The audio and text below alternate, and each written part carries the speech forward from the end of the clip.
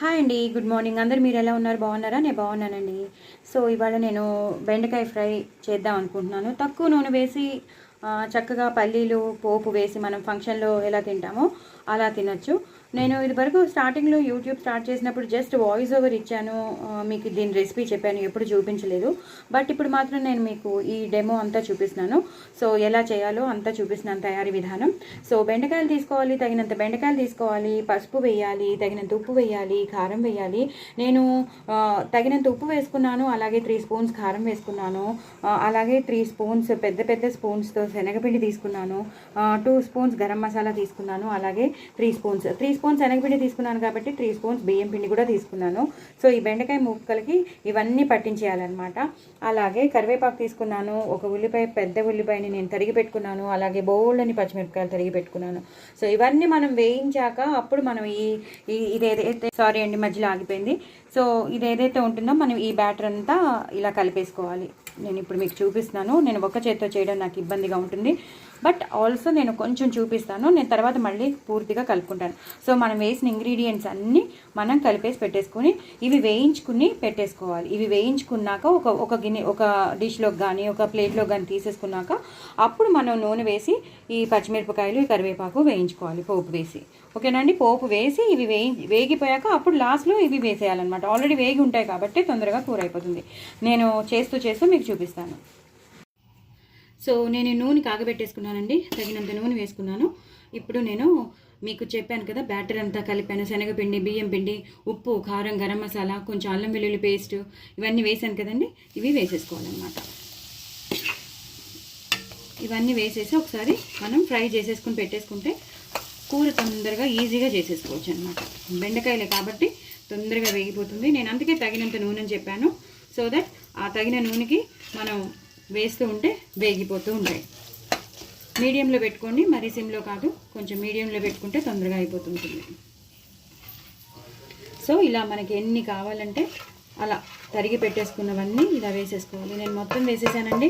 నేను మీకు మళ్ళీ చెప్తున్నాను, ఉప్పు, కారం, 3 స్పూన్ల శనగపిండి, అంటే నేను తీసుకున్న దాన్ని బట్టి మీరు తీసుకున్న దాన్ని బట్టి మీరు వేయాలి. 3 స్పూన్ల శనగపిండి, అలాగే 3 స్పూన్ల బియ్యం పిండి, అంటే పావు కేజీ, అర కేజీ బెండకాయలు అమ్మినవి. సో అలా కావాలంటే మీరు అలా చేసుకోవచ్చు.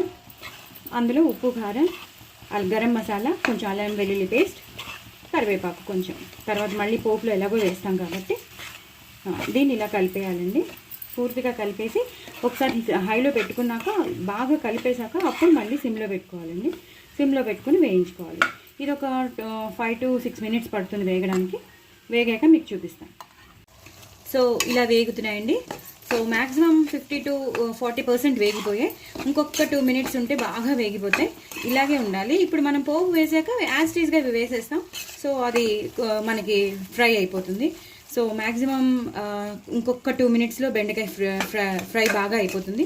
అప్పుడు మనం పోపు వేద్దామండి. అదే పల్లీలు, మినపప్పు, శనగపప్పు అవి వేస్తాం కదా, అవి వేద్దాం. ఫస్ట్ అయితే కొంచెం ఇవి వేగాక అప్పుడు నేను ఇవి వేరే డిష్లోకి తీసేసుకుని అప్పుడు నేను పోపు వేస్తాను. మీకు చూపిస్తాను. ఒక 2 to 3 మినిట్స్ మాత్రం కంపల్సరీ ఇంకా ఉండాలండి, ఫ్రై అవ్వాలి. నేను చూపిస్తాను మీకు. సో బాండి పెట్టేసుకున్నానండి. బాండి పెట్టేసుకున్నాక నేను ఆవాలు, జీలకర్ర, ఎండుమిరపకాయలు, వెల్లుల్లిపాయలు వేస్తున్నాను. అవి కూడా వేగిపోయాక వాటితో పాటు మనం మినప్పప్పు, శనగపప్పు, పల్లీలు ఇవి కూడా తీసి పెట్టుకున్నాను. నేను తగినంత నూనె వేసుకున్నాను. ఇంకొంచెం పడుతుందండి, నేను వేస్తున్నాను. కొంచెం పోపు వేగాలంటే పడుతుంది నూనె. సో వేసేసాను, సరిపోతుందండి. ఇప్పుడు ఈ ఆవాలు, జీలకర్ర, ఎండుమిరపకాయలు, మినపప్పు, శనగపప్పు, పల్లీలు ఇవి ఒక్కసారి వేగిపోతే అప్పుడు మనం ఇందాక వేయించి పెట్టుకున్నది నేను మీకు చూపిస్తానన్నాను కదా, ఇలా ఉంటుందండి. బెండకాయలన్నీ వేగి ఇలా ఉంటుంది. ఇప్పుడు దీన్ని ఇందులో ట్రాన్స్ఫార్మ్ చేసేయడమే. సో ఫస్ట్ ఇవంటూ వేగాలండి.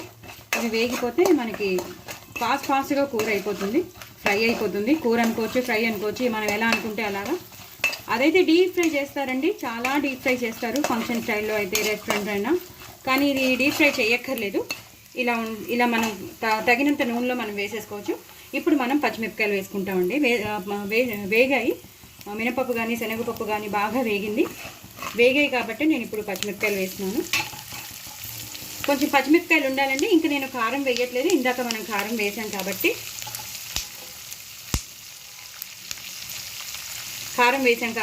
సరిపోతాయండి.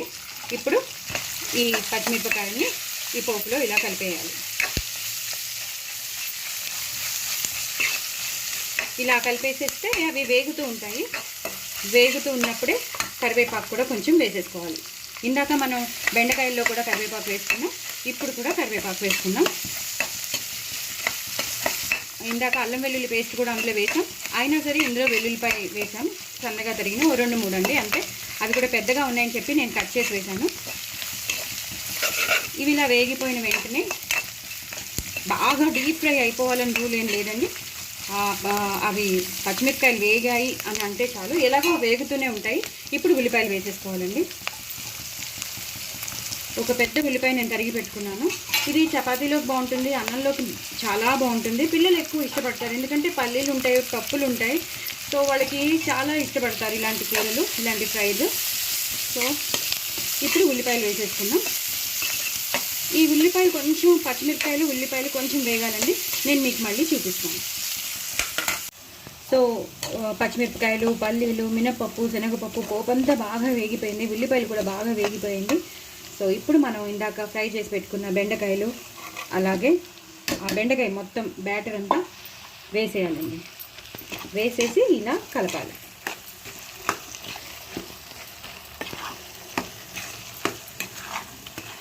ఇలా కలిపేయాలి. చాలా చాలా టేస్టీగా ఉంటుందండి బెండకాయ ఫ్రై మాత్రం. కానీ ఇప్పుడు మాత్రం కొంచెం చాలాసేపు ఉంచాలి, ఎందుకంటే మనం ఇందాక 50% ఫ్రై అయ్యే వరకు ఉంచాం కాబట్టి ఇప్పుడు మనం కొంచెం ఒక 10 to 12 minutes సిమ్లో పెట్టి వదిలేయాలి. సో దట్ ఏమవుతుందంటే అది మొత్తం విడివిడిగా అయిపోతుంది అనమాట. ఇప్పుడు ఈ ఉల్లిపాయలు పోపులోను, ఈ పచ్చిమిరపకాయల పోపులోను, ఈ అన్నిట్లోనూ ఇలా మింగిల్ అయిపోతుంది. ఇప్పుడు కొంచెం సేపు పెట్టుకోవాలండి. తర్వాత మీకు మళ్ళీ చూపిస్తాను. ఒక 10 to 12 minutes మాత్రం సిమ్లోనే పెట్టుకోవాలి. నేను మళ్ళీ మీకు చూపిస్తాను. సో ఇలా ఫ్రై అయిపోయాయండి, మొత్తం బెండకాయ ముక్కలన్నీ ఫ్రై అయిపోయి నూనె కూడా వదిలేస్తుంది. ఎప్పుడైతే మనం ఇది బంద్ చేసేస్తామో అప్పుడు ఈ పిండి అంతా ఈ బెండకాయ ముక్కలు కంటేసుకుని మొత్తం కూర ఫ్రై అనేది అయిపోతుంది అనమాట, అంటే గట్టిగా అయిపోతుంది. సో దట్ అది ఒక రకంగా ఫ్రై అయిపోయినట్టు, కూరలాగా అయిపోయినట్టు అయిపోతుంది. మనకి డీప్ ఫ్రై అయ్యి క్రిస్పీగా అది కొన్ని నవలు లేనట్టు ఉంటాయి బెండకాయలు, అలా కాకుండా మనకి ఈజీగా తినేటట్టు ఉంటుంది అనమాట. సో ఈ టైంలో మనం కరివేపాకు వేసేసుకోవాలి లాస్ట్లో గార్నిష్ కోసం. ఎక్కువ వేసేసుకుని ఇలా ఫ్రై చేసేసుకోవాలండి. ఎంతేనండి, అయిపోయింది బెండకాయ ఫ్రై. చాలా చాలా టేస్టీగా ఉంటుంది, చాలా బాగుంటుంది. మీరు ఫ్రై అనుకోండి, కూర అనుకోండి, ఏదైనా బెస్ట్. చపాతీలోకి బాగుంటుంది, వేడివేడి అన్నంలోకి బాగుంటుంది, పక్కన రసం పెట్టుకుని సాంబార్ అన్నం తినేటప్పుడు పక్కన బాగుంటుంది. చాలా టేస్టీగా ఉంటుందండి ఈ ఫ్రై. మీరందరూ తప్పకుండా ట్రై చేయండి, నా ఛానల్ సపోర్ట్ చేయండి, అలాగే సబ్స్క్రైబ్ చేసుకోండి. చాలా చాలా టేస్టీ అయినది, ఎందుకంటే పిల్లలు ఇష్టపడి తింటారు. ఇది జీడిపప్పులు కూడా వేసుకోవచ్చండి, వేసుకునే వాళ్ళు జీడిపప్పులు కూడా వేసుకోవచ్చు. ఇది ఇప్పుడు ఈ నూనె అంతా దీనికి పట్టేస్తుంది, మామూలుగా విడిపోయినట్టు అయిపోతుంది.